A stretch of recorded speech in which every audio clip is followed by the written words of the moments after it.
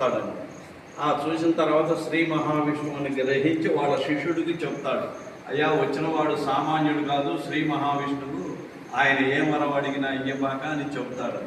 శ్రీ మహావిష్ణువు అంతటి వాడు వచ్చి నన్ను వరాలు అడిగితే ఇవ్వకుండా ఉంటానా, ఇస్తానని అంటాడు. అట్ట సంవాదం జరుగుతుంటుంది వాళ్ళిద్దరి మధ్య. ఆ తరువాత సరే ఈయన వంతు వస్తుంది, అయ్యా మీరు ఎక్కడి నుంచి వచ్చారంటే, అయ్యా నేను ఫలానా దేశం నుంచి వచ్చాను, దేశాలు తిరుగుతూ వేదాలు నేర్చుకుంటానని చెప్పి నాకు ఇక్కడ ఉండటానికి 3 అడుగులు దానం ఇవ్వమంటాడు. సరే ఇస్తానంటాడు. నీకు ఇస్తే రాజ్యభ్రష్టుడు అయిపోతాను వాళ్ళ గురువు గారు చెప్తాడు. ఈయన విద్యావళి, ఈయన భార్య, ఏ రోజు బలిచక్రవర్తి భార్య విద్యావళి. సరే ఇక 3 అడుగులు దానం ఇవ్వటానికి సమాయుక్తం అవుతుంటారు భార్యాభర్త.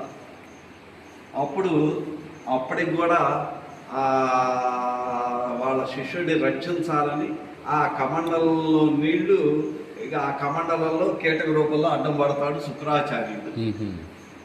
అది ఈయన గ్రహిస్తే దర్భపల్లతో పొడుస్తాడు. ఆ పొడిచిన తర్వాత ఆ జలం ఆయన చేతిలో పడ్డ తర్వాత ఈ విశ్వరూపాన్ని చూపిస్తాడు. ఒక పాదం భూమండలాన్నంతా ఆక్రమించేస్తాడు. ఇది మొదటి పాదం. ఇది 2వ పాదం, ఊర్ధ్వలోకానికి పైలోకాన్ని ఆక్రమించేస్తాడు, 3 లోకాలని. ఈ 3 లోకాలని పోయిన తర్వాత ఈయన గరుకుమంతుడని నచుముఖ్ అనే రాక్షసుడితో యుద్ధం చేస్తుంటాడు. ఈ పాదాన్ని తాకాలని చూస్తుంటే ఇక్కడ ఈ ఊర్ధ్వలోకానికి పోయిన పాదానికి బ్రహ్మ తలకిందులుగా ఉండి అభిషేకం చేస్తుంటాడు. ఇదే అన్నమయ్య కీర్తన, బ్రహ్మ కడిగిన పాదం అని. ఆ తర్వాత ఈ విశ్వరూపాన్ని చూస్తూ నారదుడు, తుమ్మురుడు ఉంటారండి. ఆయన నేత్రాలే సూర్యుడు, చంద్రుడు, వీళ్ళిద్దరూ ద్వారపాలకులు. ఈ పాదాన్ని ఇక్కడ ప్రహ్లాదుడు స్పృశిస్తుంటాడండి. ప్రహ్లాదుడు మనవడే బలిచక్రవర్తి.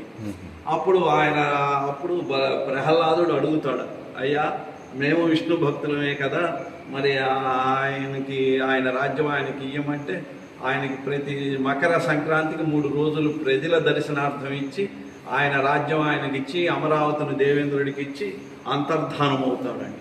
అప్పుడు అడుగుతాడు దేవేంద్రుడు, దేవతలు, అయ్యా ఈ విశ్వరూపాన్ని చూస్తూ రోజు దర్శన భాగ్యం ఏంటంటే నేను ఫలానా చోట స్వయంభూగా వెలుస్తాను, రోజు దర్శనం చేసుకోమని చెప్పి అంతర్ధానం అవుతాడు.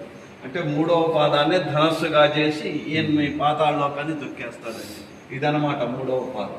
ఓకే బలిచక్రవర్తిని పాతాళలోకాన్ని తొక్కేస్తాడు. 8 చేతులతోటి 3 పాదాలతోటి విశ్వరూపం చూపించి ఆయన ఇది చేస్తా 3 అడుగులు దానం తీసుకుంటాడు. అది థ్యాంక్స్ అండి.